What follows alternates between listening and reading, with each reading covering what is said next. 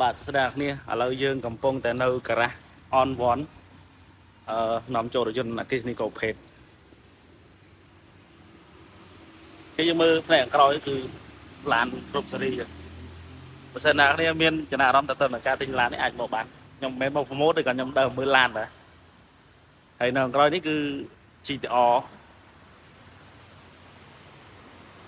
ទៅនេះ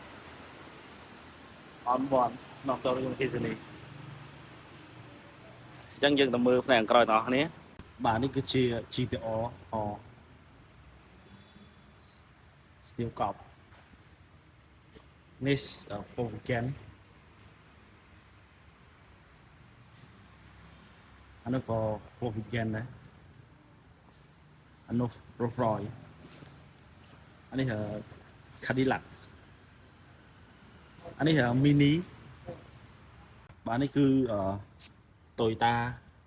TRD Tundra ក៏បានមើលតែដឹងកាលណាមានលុយនេះ Volkswagen ដែរអានោះ Lexus ចានៅនេះមានទាំងឡានអឺរ៉ុបមានទាំងឡាននាំចូលពីចិនអញ្ចឹងមានតែអគ្គិសនីសាំងហើយនឹង hybrid អានោះគឺ BM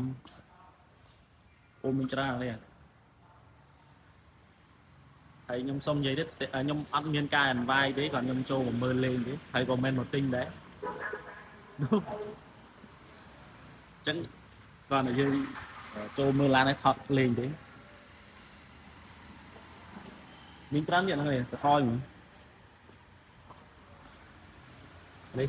BMW នោះ Volkswagen អានោះស្ដេចអានេះសេរី GLS មែនអូអានេះកប់ហ្នឹងអានោះ Toyota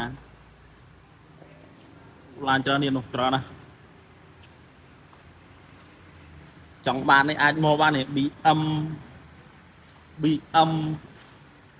Oh my god ចង់នេះម៉ាយគេអត់ដឹងម៉ាយអីផងពួកអានេះ off road ទេត្រូវហ្នឹងហើយនេះអា TRD Tundra មិញហ្នឹង